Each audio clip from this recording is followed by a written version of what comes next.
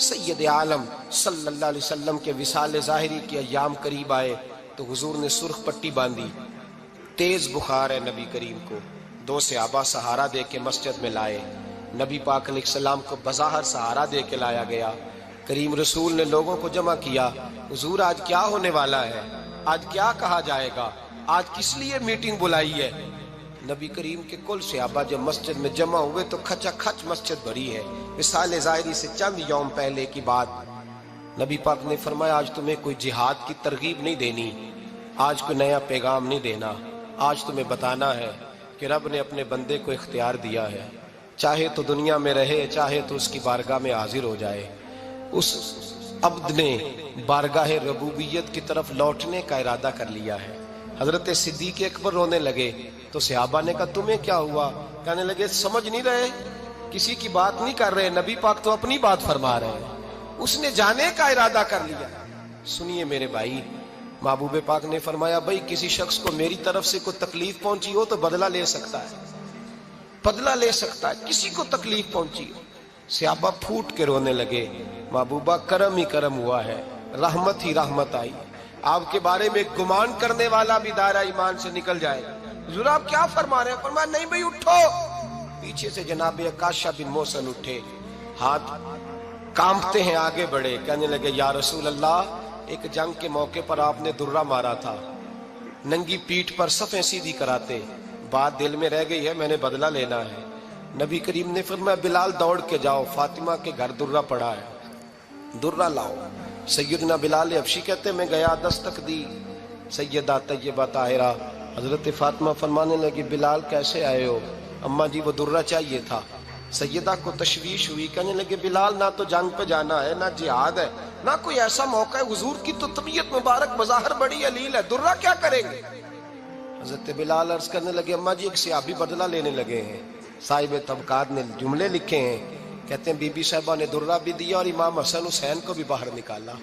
فرمانے لگی عکاشہ سے کہنا 100 درے مارے، ان 2 شہزادوں کے جسم پر نبی پاک کے قریب نہ جائے، میں نے 2 بچے پیدا ہی اپنے محبوب پر قربان کرنے کے لیے کیے، ان کو لے جائے۔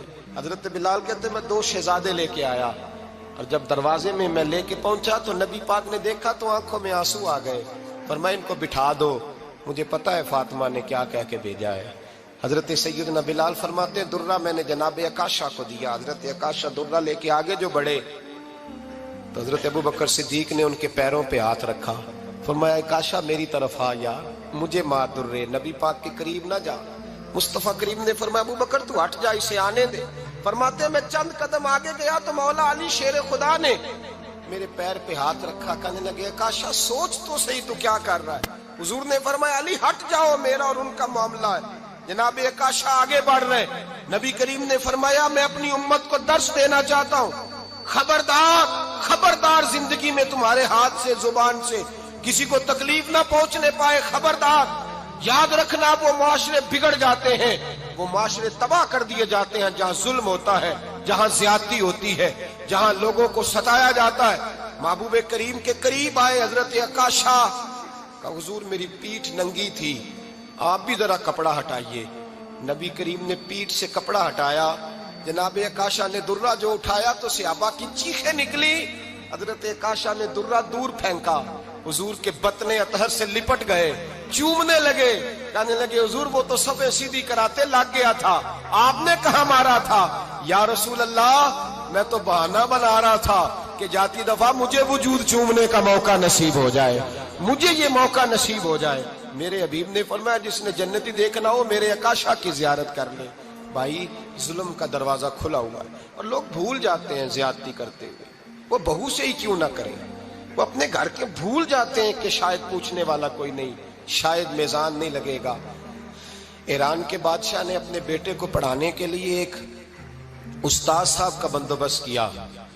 استاد صاحب کو کہا کہ میرے بچے کو دین پڑھائیے، میں چاہتا ہوں کل اس نے عنان حکومت کو سنبھالنا ہے تو یہ دین سے آگاہ ہو جائے، اس کو کچھ سکھائیے پڑھائیے۔ بہت نیک بزرگ بڑے درویش عالم پڑھانے لگے، اسباق مکمل ہو گئے، دین کے اسباق قرآن مجید پڑھایا، احادیث طیبہ کا درس دیا، اصول فقہ سے روشناس کرایا۔ جب بچے نے مکمل تعلیم حاصل کر لی اور آمین ہو گئی، دستار ہو گئی، فارغ ہو گئے، تو پھر ایک دن استاد صاحب نے کہا بیٹے کل تم نے ضرور آنا ہے، کچھ بات کرنی ہے۔ شہزادہ گیا ملنے استاد صاحب سے، استاد صاحب نے کنڈی لگا لی، ہاتھ میں درہ پکڑ لیا، مار مار کے پورے وجود کو زخمی کر دیا، کوئی غلطی نہیں، کوئی بات نہیں، مارا۔ اب بچہ آیا آ کے بادشاہ سلامت سے کہا کہ ابا جی سمجھ نہیں آئی، بڑا مارا ہے استاد۔ تو سیانے تھے نا بادشاہ، یہاں تو قاری صاحب روز کٹہرے میں کھڑے ہوتے ہیں، مولوی صاحب آپ نے میرے بچے کو کیوں مارا ہے؟ آپ 8,000 کے مولوی ہیں، میرا کئی کروڑ کا بچہ ہے، سویرے بدل لیں گے، خبردار آپ نے بچے کو ہاتھ لگایا، اپنی حیثیت میں رہے معاذ اللہ۔ جو قومیں استادوں کو کٹہروں میں کھڑا کرتی ہیں وہ ترقی نہیں کر پاتی، جو استادوں کو کٹہروں میں روز کھڑا کرتے ہیں۔ کہا ابا جی بڑا مارا ہے، تو والد بڑے سمجھدار تھے، کہنے لگے بیٹا استاد باپ ہوتا ہے، وہ زیادتی نہیں کرتا، کوئی بات ہوگی، میں تیرے استاد کو کٹہرے میں نہیں بلاؤں گا۔ اماں سے بات کی، اماں کہنے لگی بیٹا میں تیرے باپ سے کیسے بات کروں، ڈرا تھا۔ وقت گزر گیا، 22 سال بیت گئے،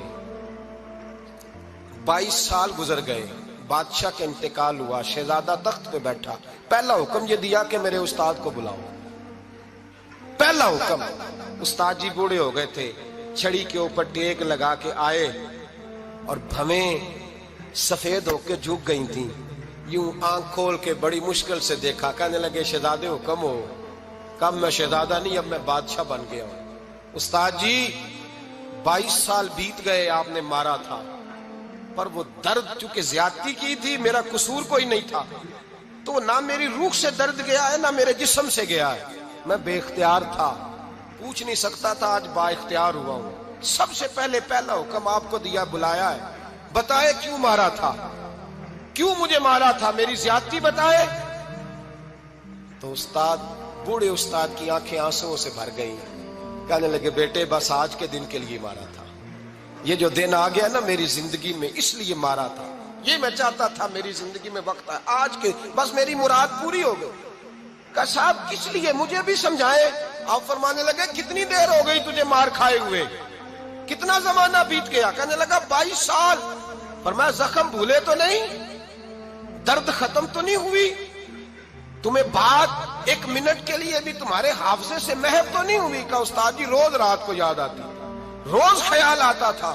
استاد کہنے لگے بھائی تو بے اختیار تھا، پوچھ نہیں سکا، 22 سال تجھے یاد رہا، مجھے پتا تھا تو ایک دن حکمران بنے گا، میں نے تجھے اس لیے مارا تھا کہ بیٹے یاد رکھنا، کسی پہ ظلم نہ کرنا، اگر تجھے 22 سال تک یاد رہا ہے تو جس پر تو ظلم کرے گا اسے بھی قیامت تک یاد رہے گا، اور یہ یاد رکھنا تو آج با اختیار ہوا تو تو نے مجھے بلا لیا ہے، قیامت کے دن غریب با اختیار ہو جائیں گے، مظلوم با اختیار ہو جائیں گے، وہ با اختیار ہوں گے، للہ الواحد القہار، رب کریم کی بارگاہ کے اندر ان کا اختیار ہوگا، اکیلے اللہ کی حکمرانی ہوگی، پھر وہ بلائیں گے، بڑے بڑے کج کلہ دنیا میں جن کی پگڑیاں اونچی تھیں وہ سر جھکائے کھڑے ہوں گے، دنیا میں جو ڈکٹیٹر بنتے تھے ان کی پشتیں لال ہوں گی، ان کو غدار لکھا جائے گا، قیامت تک نہیں بھولے گا۔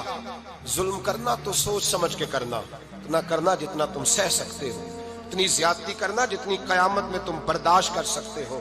میرے نبی کریم صلی اللہ علیہ وسلم نے فرمایا ظلم سے بچو، یہ قیامت کے اندھیروں میں سے ایک اندھیرا ہوگا۔ زندگی میں زیادتی نہ کریں، اگر تھوڑی دیر کے لیے کوئی چیز برداشت کر جائیں گے تو وہ فائدہ دے جائے گی، کچھ دیر کے لیے اگر سہ جائیں گے تو نفع مل جائے گا، سہنے کی کوشش کریں لیکن زیادتی نہ کریں، نظر کو، سوچ کو، ذہن کو پاک رکھیں، اور میرے بھائی زندگی پوری ظلم سے بچیں، زیادتی سے بچیں۔ امیر المومنین حضرت جناب سیدنا عمر فاروق رضی اللہ تعالیٰ عنہ رات گھر میں تھے تو رونے لگے، بڑی دیر تک روتے رہے۔ والدہ اٹھی تو صاحبزادے سے کہنے لگی پتہ کرو تمہارے باپ کو کیا مسئلہ ہے۔ شہزادے آئے، کہنے لگے امیر المومنین والد گرامی کیا ہوا؟ تو حضرت عمر فاروق کہنے لگے بیٹا اپنی اماں کو بلاؤ۔ والدہ آ گئی، کیا بات ہے، کچھ طبیعت خراب ہے تو حکیم کا بندوبست کیا جائے۔ تو حضرت عمر کہنے لگے کچھ بھی نہیں، آج مسجد سے نکلا ہوں تو نبی پاک کے صحابہ میری تعریفیں کر رہے تھے۔ یہ حضرت فاروق اعظم کے وصال کے قریب کے دن ہے، تعریفیں تو حضرت یہ رونے کی بات ہے کہ خوش ہونے کی؟ آپ فرمانے لگے نہیں، سوچتا ہوں باہر تو میں اچھا رہا ہوں، پتہ نہیں گھر میں ہی کوئی زیادتی نہ ہو گئی ہو، پتہ نہیں تمہارے ساتھ بھی میرے معاملات ٹھیک تھے کہ نہیں۔ صحابہ تو تعریف کرتے ہیں، رو رہا ہوں تمہاری وجہ سے نہ الجھ جاؤں، بیوی ہی نہ کہے میرا حق ہی ادا نہیں کیا۔ یہ لفظ کہتے کہتے پہاڑ ہے یہ شخص، کیسر و کسرا کانپتے ہیں۔ حضرت عمر رو پڑے، بی بی سے کہنے لگے مجھے اللہ کی رضا کے لیے معاف نہیں کر دیتی؟ میرے اوپر بوجھ تھا امت کا، میں ساری رات مدینے کی گلیوں میں پھرتا تھا، دن سارا مسجد میں گزرتا تھا، میں تجھے وقت نہیں دے پایا، معاف نہیں کر دیتی؟ تو زوجہ کہنے لگی نہیں عمر، میں نے بھی زندگی میں اپنا کوئی سکھ چین نہیں دیکھا، کوئی چاؤ پورا نہیں کیا، میں کیسے معاف کر دوں؟ میں نہیں معاف کرتی۔ حضرت عمر زمین پہ بیٹھ گئے، رونے لگے، کہنے لگے چل معاف کر دے۔ کہنے لگی ایک وعدہ کرو، قیامت کے دن رب کریم کی بارگاہ میں میری سفارش کرو گے؟ اللہ کی بارگاہ میں عرض کرو گے کہ اللہ اچھی تھی، مجھے کپڑے دھو کے دیتی تھی، روٹی پکا کے دیتی تھی، میری عزت کی محافظ تھی؟ جناب عمر کہنے لگے تیرے ساتھ وعدہ ہے، رب اپنے فضل سے عمر کو جنت دے گا تو عمر تجھے جنت میں ساتھ لے کر کے جائے گا، تیرے ساتھ وعدہ ہے۔ میرے بھائی جن کے دلوں میں احساس تھا کہ ہم سے کوئی زیادتی نہ ہو جائے کسی جگہ، وہ تو یہاں تک معاملہ کرتے تھے، یہاں تک ان کا خیال رہتا تھا۔ عزیزو، ایک تو نظر میں حیا پیدا کریں، والدین کی بہت بڑی ذمہ داری ہے۔ لاکھوں بچے مرضی کی شادیاں کر رہے ہیں، ہزاروں گھر اجڑ رہے ہیں، یہ وہ والا زہر ہے جو ہر گھر میں تیزی سے پھیلتا چلا جا رہا ہے۔ پہلے ہم کہتے تھے کہ بچہ باہر نہ نکلے، اب کہتے ہیں اللہ کہیں موبائل لے کے تنہا نہ بیٹھ جائے، کہیں تنہا نہ بیٹھ جائے، کیا بنے گا اس کا اگر یہ گندگی اور یہ ایسا نشہ ہے جو اجاڑ کے رکھ دیتا ہے انسان کی توانائیوں کو۔ ایک تو ذہن کو، طبیعت کو پاک رکھیں، دوسرا زیادتی کبھی نہ کریں۔ یہ دو سبق اگر امت کو یاد ہو جائیں تو پھر معاشرہ بڑی تیزی سے اصلاح پذیر ہو۔